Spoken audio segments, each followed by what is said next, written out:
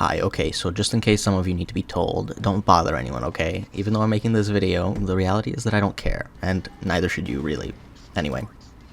Even though I don't play Payday anymore, videos from the Payday sphere still get recommended to me via algorithm, and stuff still comes my way through Discord. The video I want to talk about here is Lucky's Payday 2's hardest difficulty, no DLC allowed. I have some issues with this video, mostly just that it's misleading, but also some weirder issues. Respawning. This means Death Sentence 1 down has never been harder than it is right now. So what did we do with all this information? We took away all the good gear and perk decks in favor of using what we would like to call free-to-play builds. Essentially, the video is about how all of the good gear in Payday 2 is locked behind DLC. Except, no it's not. Realistically, the only mega pay-to-win stuff appeared during the Texas Heat campaign when Starbreeze was desperate to make money, so they shipped OP stuff because people will buy it. Before then, there's nothing really outclassed in the free world compared to paid. Here's a quick tier list of perk decks, and now let's just remove all of the DLC ones. Most of the ones gone weren't even that good in the first place, and you'll also notice that 3 of the best decks are still there. You could reasonably argue that removing DLC will improve your perk deck choice. So maybe weapon choice is the issue, but also not really. In the rifle world, you still have things like the Union, Gallant, AMR, and a bunch of other great rifles. Shotguns, of course, still have the ISMA. In terms of LMGs, the KSP-58 isn't far behind any of the others, as long as you exclude the stuff that came with the Texas Heat campaign. There's also a ton of Akimbo, which are the strongest weapon class in the game.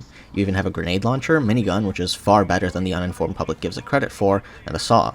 You even have a free sniper if you feel like unlocking it. The person Lucky got his builds from, this Timmy fella, did hit the nail on the head. Going deeper and finding guys vetted by the community will reveal a lot of weapons and, more importantly, weapon attachments are considered the de facto go-to when making builds to help in Death Sentence, like the Speculator site, for example.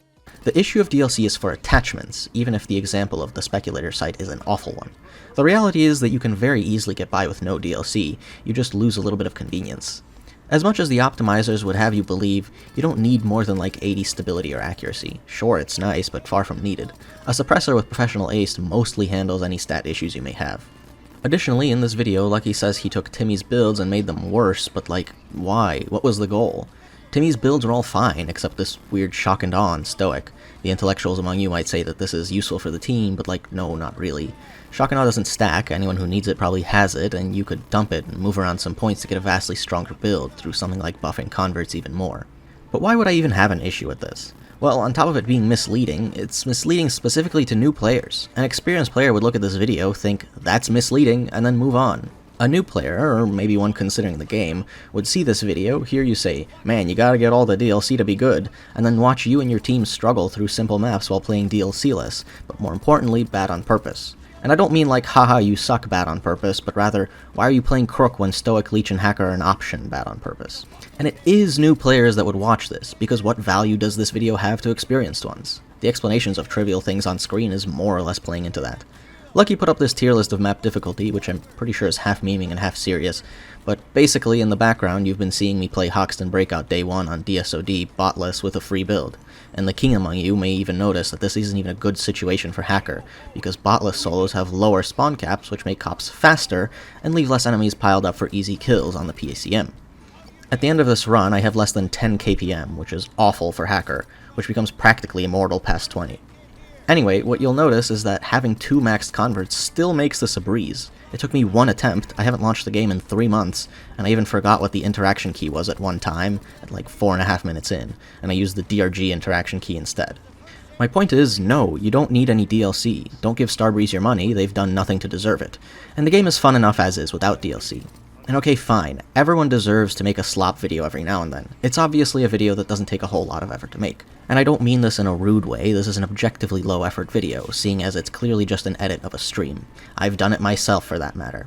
Despite that, I think that everyone should do their best to not fuck with new players. People that do that are at the bottom of the totem pole, and it's the same reason that I can't stand Cloud Dasher. I wonder if those videos making fun of new players are still there. Yep. Oh, he's a Starbreeze partner. Cool. Now, I'm not saying that Lucky is as bad as Cloud Dasher, not even remotely so, but this video pinched a nerve in me somewhere, and so I threw together a script and didn't really even give it a second pass, so it's probably rambly. Also, Bomb Forest and Goat Simulator are not the hardest maps in the game.